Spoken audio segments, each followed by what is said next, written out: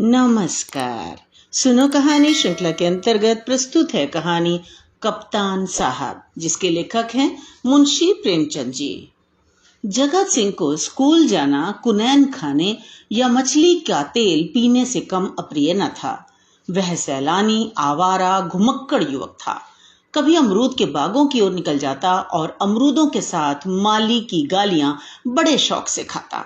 कभी दरिया की सैर करता और मल्लाहों की डोंगियों में बैठकर उस पार के देहातों में निकल जाता।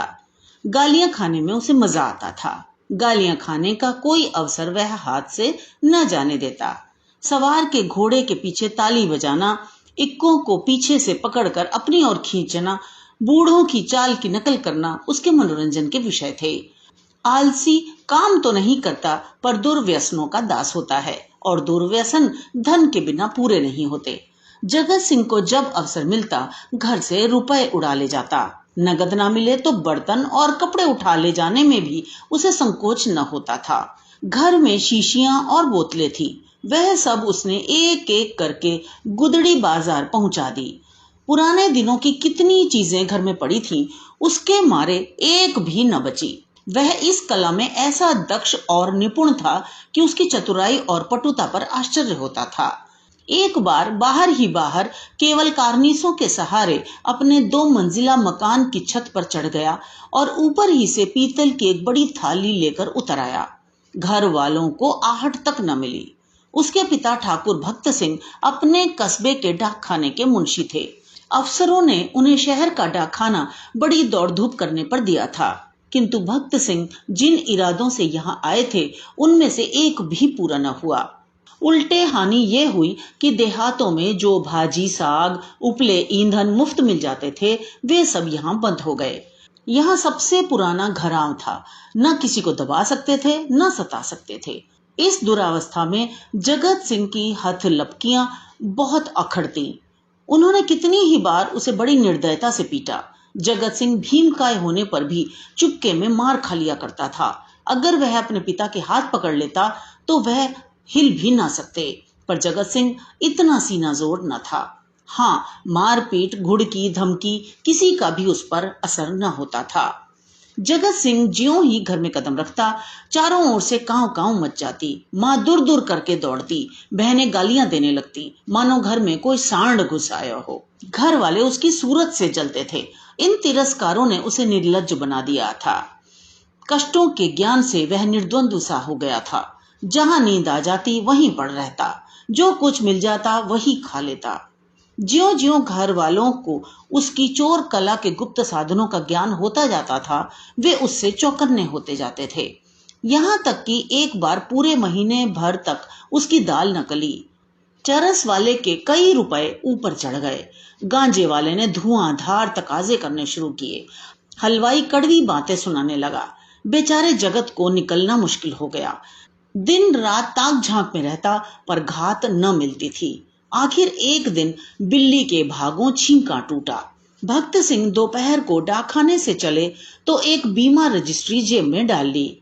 कौन जाने कोई हरकारा या डाकिया शरारत कर जाए, किंतु घर आए तो लिफाफे को अचकन की जेब से निकालने की सुधि ना रही। जगत सिंह तो ताक लगाए हुए था ही। पैसे के लोभ से जेब टटोली तो लिफाफा मिल गया। उस पर कई आने के टिकट लगे थे। वह कई बार टिकट चुराकर आधे दामों पर बेच चुका था। चट लिफाफा उड़ा दिया। यदि उसे मालूम होता कि उसमें नोट हैं तो कदाचित वह न छूता, लेकिन जब उसने लिफाफा फाड़ डाला तो उसमें से नोट निकल पड़े, तो वह बड़े संकट में पड़ गया। वह फटा हुआ लिफाफा गला फाड़ कर उसके दुष्कृत्य को धिक्कारने लगा। उसकी दशा उस शिकारी की सी हो गई जो चिड़ियों का शिकार करने जाए और अनजाने में किसी आदमी पर निशाना मार दे। उसके मन में पश्चाताप था, लज्जा थी, दुख था, पर उसे भूल का दंड सहने की शक्ति न थी। उसने नोट लिफाफे में रख दिए और बाहर चला गया। गर्मी के दिन थे। दोपहर को सारा घर सो रहा था, पर जगत की आंखों में नींद न थी। आज उसकी बुरी तरह कुंदी होगी, इसमें संदेह न था। उसका घर पर रहना ठीक नहीं। 10-5 दिन के लिए उसे कहीं खिसक जाना चाहिए, तब तक लोगों का क्रोध शांत हो जाएगा। लेकिन कहीं दूर गए बिना काम न चलेगा। बस्ती में वह कई दिन तक अज्ञातवास नहीं कर सकता। कोई ना कोई जरूर ही उसका पता देगा और वह पकड़ लिया जाएगा। दूर जाने के लिए कुछ ना कुछ खर्च तो पास होना ही चाहिए। क्यों ना वह लिफाफे में से एक नोट निकाल ले। यह तो मालूम ही हो जाएगा कि उसी ने लिफाफा फाड़ डाला है। फिर एक नोट निकाल लेने में क्या हानि है। दादा के पास रुपए तो हैं ही, झक मार कर दे देंगे। यह सोचकर उसने 10 रुपए का एक नोट उड़ा लिया। मगर उसी वक्त उसके मन में एक नई कल्पना का प्रादुर्भाव हुआ। अगर ये सब रुपए लेकर किसी दूसरे शहर में कोई दुकान खोल ले तो बड़ा मजा हो। फिर एक एक पैसे के लिए उसे क्यों किसी की चोरी करनी पड़े। कुछ ही दिनों में वह बहुत सा रुपया जमा करके घर आएगा तो लोग कितने चकित हो जाएंगे। उसने लिफाफे को फिर निकाला। उसमें कुल 200 रुपए के नोट थे। 200 में दूध की दुकान खूब चल सकती है। आखिर मुरारी की दुकान में 2-4 कढ़ाव और 2-4 पीतल के थालों के सिवा और क्या है। लेकिन कितने ठाठ से रहता है। रुपयों की चरस उड़ा देता है। एक एक दांव पर 10-10 रुपए रख देता है। नफा ना होता तो वह ठाठ कहां से निभाता। इस आनंद कल्पना में वह इतना मग्न हुआ कि उसका मन उसके काबू से बाहर हो गया।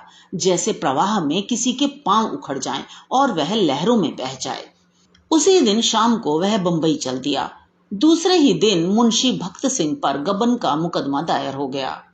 बंबई के किले के मैदान में बैंड बज रहा था और राजपूत रेजिमेंट के सजीले सुंदर जवान कवायद कर रहे थे। जिस प्रकार हवा बादलों को नए नए रूप में बनाती और बिगाड़ती है, उसी भांति सेना नायक सैनिकों को नए नए रूप में बनाती और बिगाड़ती है।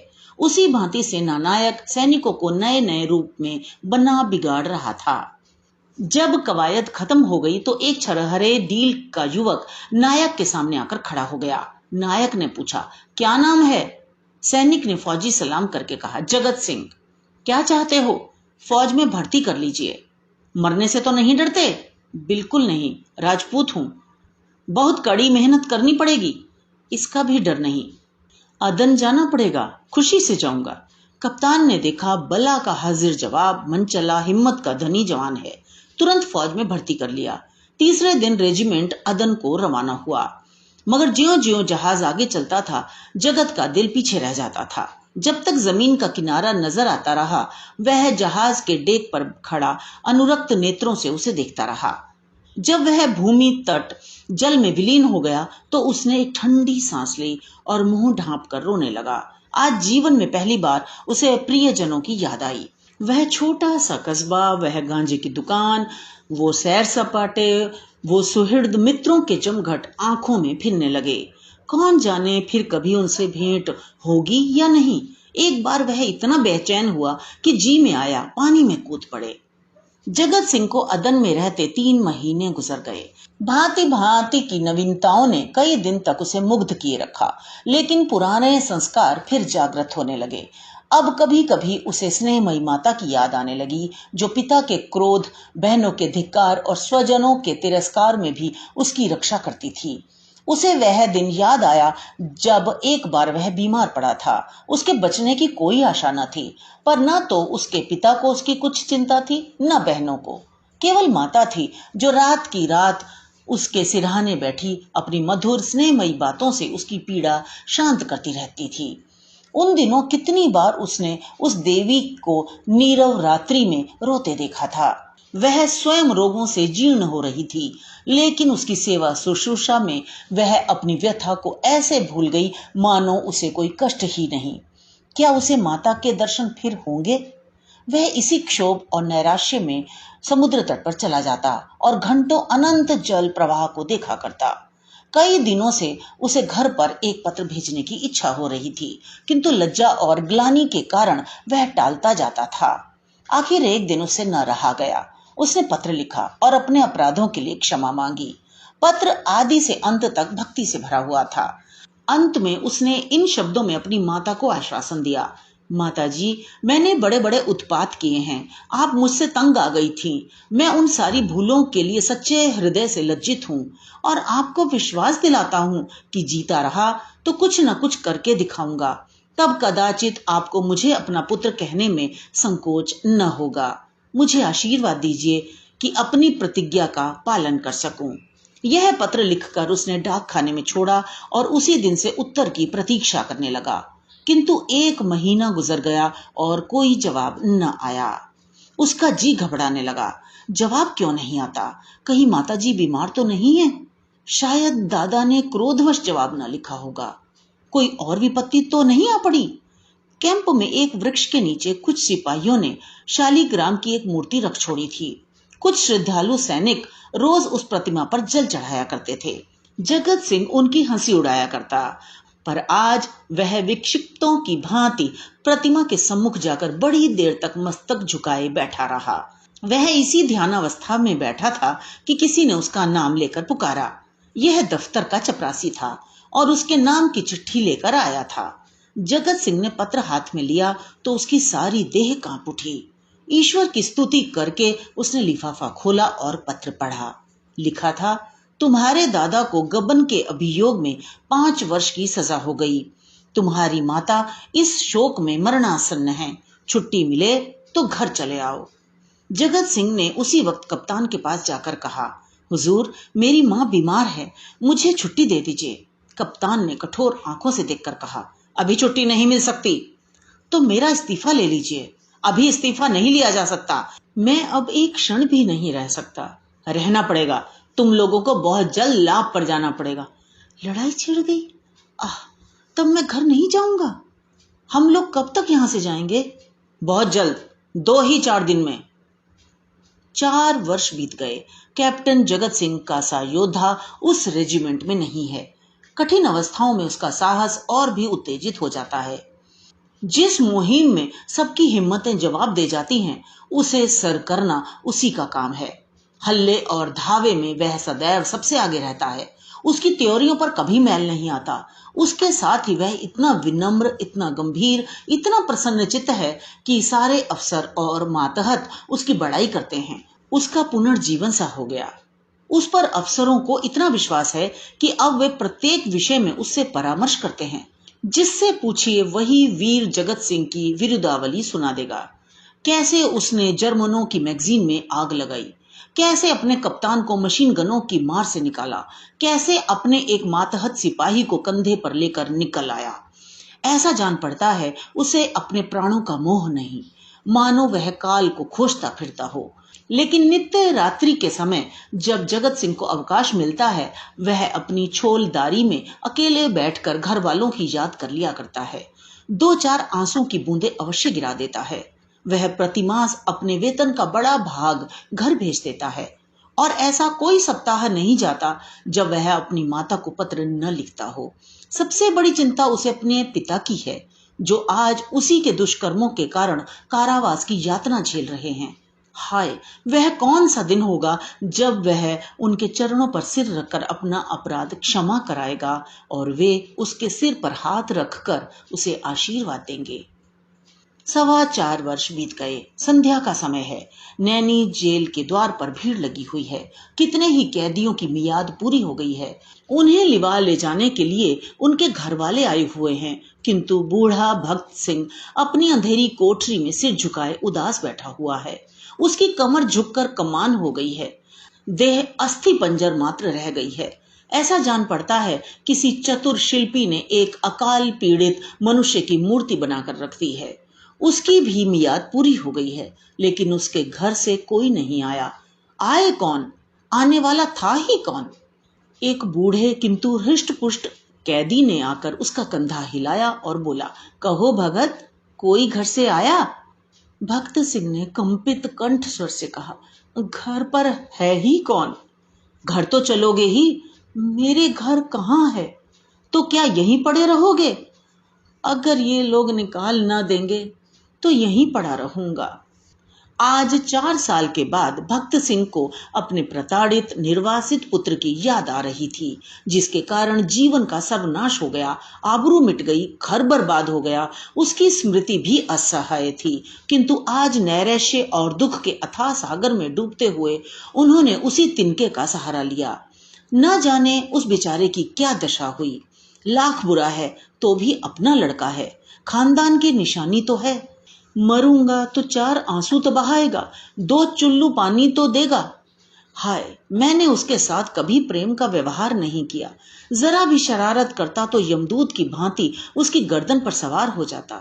एक बार रसोई में बिना पैर धोए चले जाने के दंड में मैंने उसे उल्टा लटका दिया था। कितनी बार केवल जोर से बोलने पर मैंने उसे तमाचे लगाए थे। पुत्र सा रत्न पाकर मैंने उसका आदर न किया, उसी का दंड है। जहां प्रेम का बंधन शिथिल हो, वहां परिवार की रक्षा कैसे हो सकती है। सवेरा हुआ, आशा का सूर्य निकला। आज उसकी रश्मियां कितनी कोमल और मधुर थीं।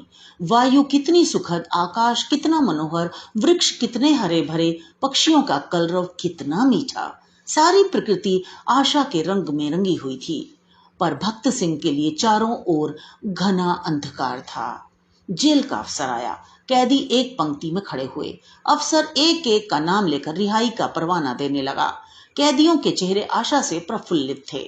जिसका नाम आता वह खुश हो होकर अफसर के पास जाता, परवाना लेता, झुककर सलाम करता और तब अपने विपत्ति काल के संगियों से गले मिलकर बाहर निकल जाता। उसके घर वाले दौड़कर उससे लिपट जाते। कोई पैसे लुटा रहा था, कहीं मिठाइयां बांटी जा रही थीं, कहीं जेल के कर्मचारियों को इनाम दिया जा रहा था। आज नरक के पुतले विनम्रता के देवता बने हुए थे। अंत में भक्त सिंह का नाम आया। वे सिर झुकाए आहिस्ता आहिस्ता जेलर के पास गए और उदासीन भाव से परवाना लेकर जेल के द्वार की ओर चले, मानो सामने कोई समुद्र लहरें मार रहा है। द्वार से बाहर निकलकर वे जमीन पर बैठ गए। कहाँ जाएं? सहसा उन्होंने एक सैनिक अफसर को घोड़े पर सवार जेल की ओर आते देखा। उसकी देह पर खाकी वर्दी थी, सिर पर कारचोबी साफा। अजीब शान से घोड़े पर बैठा हुआ था। उसके पीछे पीछे एक फिटन आ रही थी। जेल के सिपाहियों ने अफसर को देखते ही बंदूकें संभाली और लाइन में खड़े होकर सलाम किया। भक्त सिंह ने मन में कहा, एक भाग्यवान वह है जिसके लिए फिटन आ रही है, एक और अभागा मैं हूं जिसका कहीं ठिकाना नहीं। फौजी अफसर ने इधर उधर देखा और घोड़े से उतरकर सीधे भक्त सिंह के सामने आकर खड़ा हो गया। भक्त सिंह ने उसे ध्यान से देखा और तब चौंक कर उठ खड़े हुए और बोले, अरे बेटा जगत सिंह। जगत सिंह रोता हुआ उनके पैरों पर गिर पड़ा। तो ये तो थी कहानी। मुझे आशा है आपने आनंद लिया होगा। इसी तरह हमारे साथ जुड़े रहिए, चैनल को सब्सक्राइब कीजिए, उसके लिए बेल आइकन को भी क्लिक कीजिए और हमें कमेंट्स में लिखकर ज़रूर बताएं कि आप हमारी कहानियाँ कहाँ से सुन रहे हैं, और ये भी बताएं कि आप कौन से साहित्यकार की कहानियाँ सुनना पसंद करेंगे। हम कोशिश करेंगे आपकी पसंद के साहित्यकार की कहानियाँ आपको सुनाएं। तो मिलते हैं अगली कहानी में। धन्यवाद।